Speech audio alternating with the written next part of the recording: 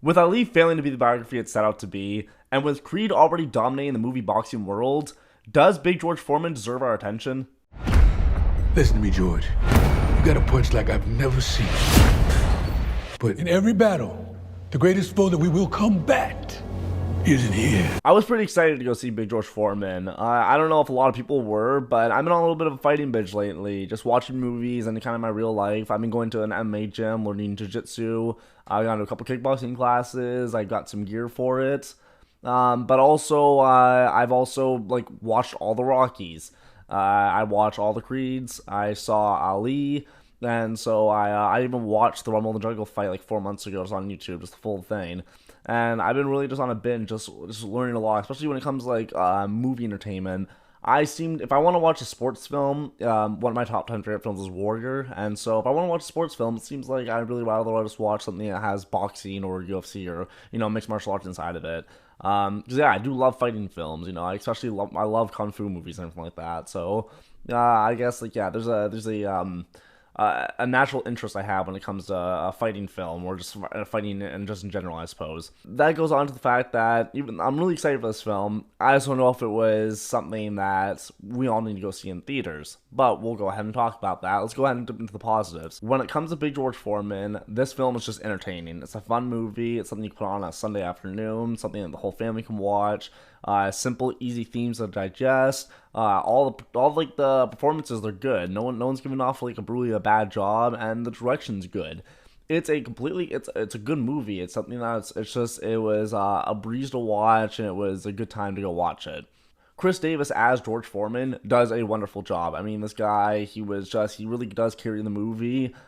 He fits the profile. He looks big. He looks like he can, he's a better looking. To be fair, he's a better looking version of George Foreman. If you see George Foreman in real life, you'll understand why Forrest Whitaker's calling him ugly a lot in the movie, because way uglier in real life than he is inside the movie. Last time they saw me, I looked like Superman. So now you look like the Michelin Man. This ain't no beauty contest. Another person that does a great job is Sullivan Jones as Muhammad Ali. I mean, I did like the portrayal more from Will Smith. That's only because we got to see a lot more of it. This guy does a great job, though. He's charismatic. It's electrifying. He really does, if Chris Davis, carries the movie, he really does steal the show whenever Sullivan Jones comes into the scene. He just takes over. Great performance. Even inside the trailers, you can see how he's doing a great job, just mocking him. He's a really great antagonist, because he's not really like a bad guy, but he is, because the bad guy is supposed to be George Foreman's ego and how his anger. But he's a good person to push that and to show how he's angry, how George Foreman is just angry at the world around him, because there is this boxer, Muhammad Ali, who's constantly mocking him, constantly calling him a mummy, slow, that he's gonna get tired out. Even throughout the entire fight, he's mocking him, and so it's a really. This guy does a great job portraying Muhammad Ali. I had a lot of fun with it, and I'm really glad that they gave him as much screen time as they did. Because I was actually worried that they weren't going to. I wish they would have developed more for the friendship that would have gone on later on in life. But we'll get to that later on. George Foreman ain't no new champ. He is the new chump. We gonna get it on because we don't get along. Foreman goes down. Going on to the mixed issues, though, this is a biography, and I think that what happens with a lot of biographies is that there's pacing issues. The pacing issues come from the idea that you usually want to show, a little bit from their childhood, kind of show an upbringing, show a little, you know what I mean? And you want to show this escalation, but it's hard for a film to show an entire person's life. It is, and we had the same issues when we saw Ali, that it had pacing issues. I mean, you want to know what's funny is if you look up on YouTube, there's about no reviews of Ali. I think there's 2, and they're less than 10 minutes long. Nobody wants to talk about this movie. Nobody remembers it. If they've seen it, they saw it once. And it's just, and I think the big reason is, it's not Will Smith's performance, because I was thinking about doing a review. Ali is completely, it's a completely driven film by Will Smith, because he carries that movie. I mean, you don't even see Will Smith. You see Muhammad Ali when he's portraying it. But it's the pacing from the film. The film isn't remembered for that. It's remembered because it's just so janky in its entire structure. And Big George Foreman is a lot better than Ali for when it comes to structure-wise. It is a much clearer story, but it does rush areas. And so that becomes an issue where the first, I would say, up until the Rumble in the Jungle. The Rumble in the Jungle fight, up from the beginning, seeing the childhood stuff, to him being 18, him learning how to box, to George Foreman winning these fights, beating Joe Frazier, becoming the world heavyweight champion, and then also losing it to Muhammad Ali. This was all great stuff, and it was paced perfectly. It's afterwards when we start seeing this downfall, because we need to see him go through a downfall, him give up boxing, him become a pastor, him not be able to afford it, and then have to go back to boxing and also win. You know, get back into contention, beat people, go ahead and win the heavyweight championship. Like, this was all something that they all needed to do, and so after the Rumble in the Jungle fight, it's completely rushed, and that's something that I think the film does shoot itself in the foot for. But I guess they had to do it. The other mixed issue I would give, because these are both forgivable, is the fact that the boxing is it's a little mediocre, and I don't know if that's something that you can really afford to do in this climate. With Creed 3 just came out as well. And I would say Creed 3 probably was the least interesting boxing-wise when it came to all three Creed films. But the boxing here just wasn't that exciting. And we've seen it, we have 6 Rocky movies, we have 3 Creed films, we have Ali, you have a lot of boxing films, and it goes to the point where it's like, you really should be trying to step it up. It was good, it was fine for what they did, and again, the most interesting scenes are the ones, where it's outside the ring pretty much, but still, you think that when it comes to these scenes, it should be almost like Jurassic Park, where it's like, even in front of a boxing movie, you only have about 50 minutes of boxing. Like in Rocky, there's only 2 boxing fights. He loses both of them. It's the first one and the last one. And I mean, it's in the opening scene like the last scene. It's just 2 boxing. That's what I mean. We're usually, even if it's going to be the small portion, just like Jurassic Park, you do not know that you have 15 minutes of dinosaurs. It feels like so much more.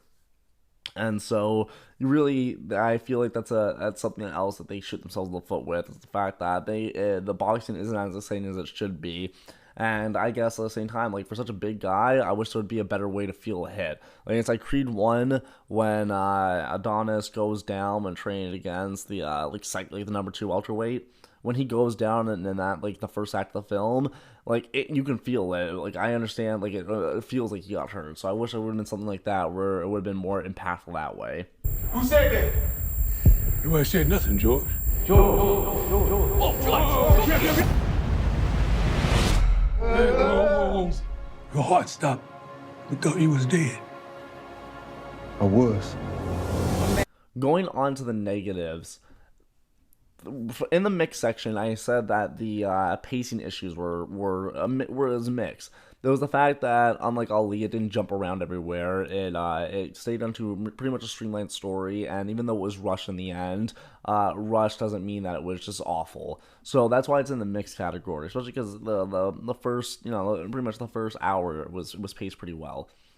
But what I cannot forgive this film, and what really irritates me, is the same thing Ali did, which was introducing a whole bunch of characters that were inside the real person's life.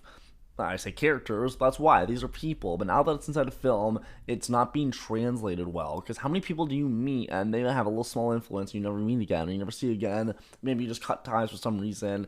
It becomes the issue where we start seeing a lot, like in Ali, it was real bad, when we were just seeing Martin Luther King Jr., we were seeing Malcolm X, and we had to see him die, and it was like, I understand if they have some connection here, but it's just taken away from the story right now, and it's taking us all over the place. Now, with this one, I understand, I guess you can say that they have a scene like that too, and it's about the sister's baby. The sister is going through birth, and she's having some complications. This is where Big George Foreman does pray to God and says, I can't remember exactly what he says, but he's hoping that the baby will be okay, and he says I think he says maybe he won't fight again, and then the baby is fine. But it was the fact that I remember he just made a prayer, and the baby came back, and it was a whole miracle type thing, but we never hear from the sister again. It's just we just kind of forgotten about. It's just we don't really know about if we don't see the baby grow up. We don't see it's just that's what I mean. We're just we gotta see a scene where he kind of prays and has a scene for God. But other than that, the characters he was praying for, they don't matter. They have no consequence in the story, and so it's I don't care about it's supposed to be the sister's baby, and I don't supposed to care, but I don't know anything about this girl. and I don't see her again. So I did not care when it was happening, and I don't care now that I'm talking about it. Along with the sister, the pit crew, we barely get to know them. These are the people that, like Forrest Whitaker's his manager, or it's his trainer. So I'm assuming, there has to be a manager. There's the guy that's there to clean up the blood, has the Q-tips and everything like that, gives him his water. There's probably a stool guy. There's a lot of people. So these people, you meet them all at once. Forrest Whitaker's like, here's your list, your pit crew. And we all get their names. After you get their introduction of the names, that's it. There's nothing else. And so this becomes an issue too, where these are people I need to know. And what I mean I need to know is that if they're characters for your story, let me know them. If not, get rid of them, because it becomes the point of having to store useless information in your head, and useless information that you're like, okay, I have to kind of know who these people are, and then later on in the movie you almost frustrate yourself. It's like, oh, I don't quite remember, but it's not your fault because it was nothing that was actually explained. It's something I hate when movies forcibly put useless information in your head, especially because it's something you need to store for the rest of the runtime, and it's just something that I really just don't forgive, because they did it with multiple characters here. If they're not important, don't bring them into the story. I know it sucks to cut real people out their lives, but we need to make this into a better movie, and I don't really mind embellishing on some facts, especially because then they don't really care to go too focused on a lot of the stuff here. I don't want to sound rude. They do care, but what I go by that too is that one of my other negatives is that I wish I would have had more of a perspective from George Foreman himself. I mean, this guy in the Rumble of the Jungle fight, it got delayed 6 weeks because while he was practicing and sparring, he got his, I think it was his right eyebrow, it got cut open while it was sparring, and so the fight got delayed 6 weeks. It had to heal so he could see properly and everything.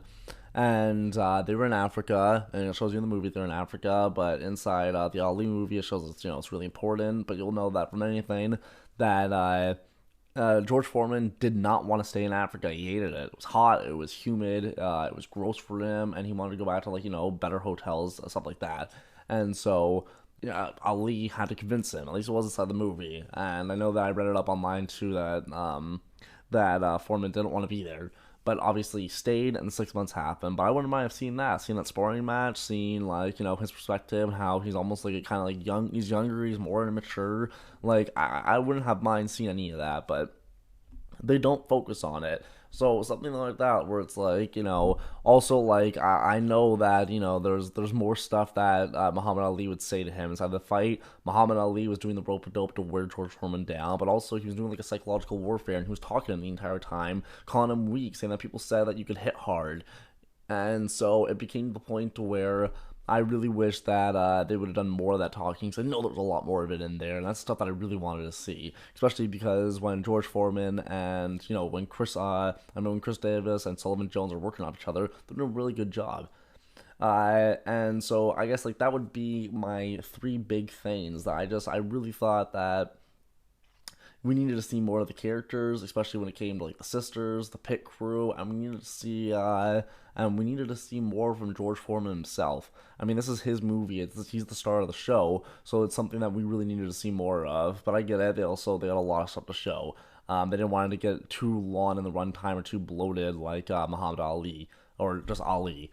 Because I feel with that film has Ali and Superman Returns. Superman Returns share the same problem where the film is paced really poorly. So even if you do want to watch some scenes that you do you also have to go through a 2 hour and 45-minute movie. So it's is it worth the trade-off of watching this really poorly paced film, especially for almost 3 hours, just to watch some scenes or some performances I like? And that becomes an issue. So I think that with the runtime here of Big George Foreman being shorter, and they were trying to cut down some George Foreman's scenes or his family scenes. I understand they were trying not to have the runtime get bloated, just like the issues that those films have, but at the same time it also detriments it in other ways. It is my destiny to win the heavyweight championship belt again. Last time they saw me, I looked like Superman. So now you look like the Michelin Man. This ain't no beauty contest.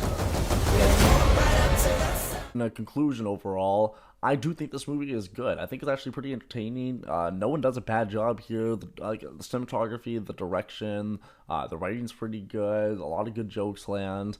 I thought it was cringy that the biggest joke in the theater was the one in the trailer you see where he's before I was Superman, now I look like the Michelin Man. everybody in my theater died at, like, just laughed at it, and it was like, come on guys, this was in every trailer. So I think that, and overall, the movie is fun. I just don't think you need to go to theaters to see it. Definitely wait for streaming. I mean, it'll be out in streaming in probably 3 weeks anyways. So go ahead and just wait till then. But definitely check this movie out. Make sure you go ahead and watch it. You won't be disappointed by it. I can definitely say that. So I'll see you guys in the next one. Thanks for watching episode 3 of Theater Talk.